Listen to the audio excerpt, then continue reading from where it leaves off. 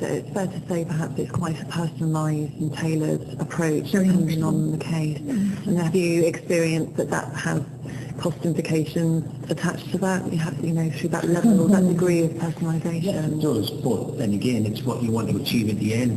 But you've got to realise that, like I said in the presentation, there is going to be hurdles, but how determined are you, but the partners as well, for something to happen? Because at the end of the day, the benefit is for families as well in the wider community. And I think if you keep that focused, it drives you. And yes, there is cost implications, but if you're determined to get there, you'll overcome them in some way, shape or form. And again, it's about the flexibility of the partners as well, and how committed they are to that. And we've worked about, that when you get out that gate with the offender, what happens next? So we try and put things in place so they get out, if we've got this just before they're being released, we'll continue with the booster sessions, so they've got something to come out to. It affects the housing, because if they weren't going to go home, we'll work with the family while they're still doing their sentence, to rebuild that relationship so they can go home.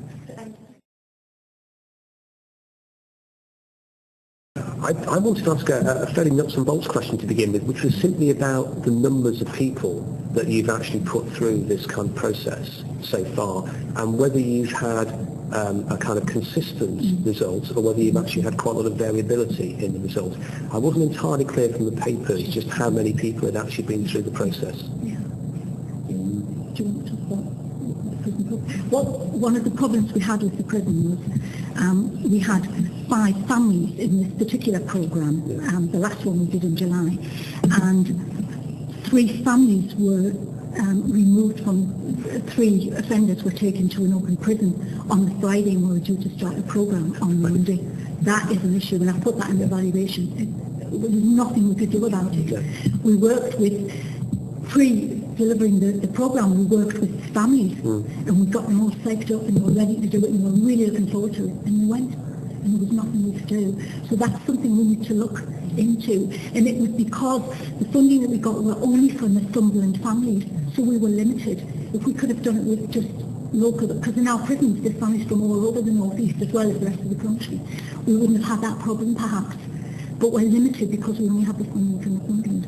But we have worked, Gordon has worked, you can explain how many you've worked with. On the outside, there's been about a dozen programmes now that's been run within the southeast of Northumberland. Like I said in the presentation, there's only been about 3 or 4 fathers that have attended that. The attendance itself, you usually get groups around about 7 or 8 families. The maximum we've had on any one group has been 14. And the resources again for that, you need about 6, 7 workers, because again you're splitting up and you need a minimum of 2 with the parents, but 3, 4, possibly 5, depending how big the group is for the young people, and then they come together, so it is resource intensive.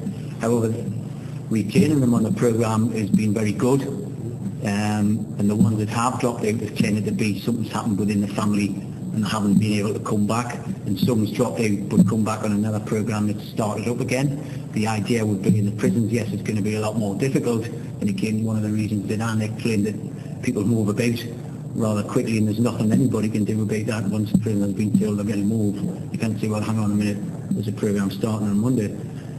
So yes, there's issues need to be ironed out there, but the retention rate on the outside is very good. How many other prisons are doing this type of activity? Because there are quite a number of programs cross-country around family work, keeping parents together, particularly in men's prisons, and indeed in some young offender prisons where young men or young women may also be parents. So how unique is it what you're doing? It's about working with the children and the parents. There's lots and lots of parenting courses across the country in all sorts of prisons, in schools. Also specifically about prisons? None with the children and the parents and the offender. As far as we're aware, that bring them together. There are quite a number which where children do go in to have family days. But not the mum or the dad. So what's the difference? Yes, tell us the difference. The exciting thing about this is in one room you have the offender, whether it be the male or the female. We haven't done it with females yet, but you would have the captive audience in particular for us, because we've got a dad there. We ain't going anywhere because if it's the male. And we've got the mum or the partner, whoever it is, and we've got the children in the other room. And the course, the session that we run is identical, but one is delivered to the adults, one is delivered to children in the way that children can grasp it.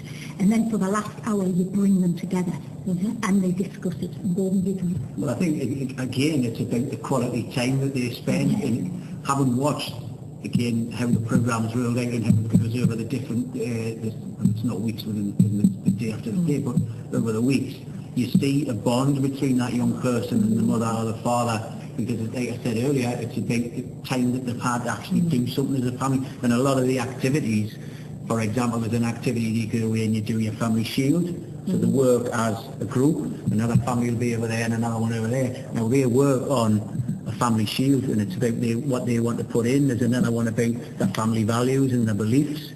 Now they sit down and work together. Now, having watched people doing that, families doing that, they actually, one, they're talking to each other, they're having a discussion about, oh, well, I didn't about that, I didn't about this.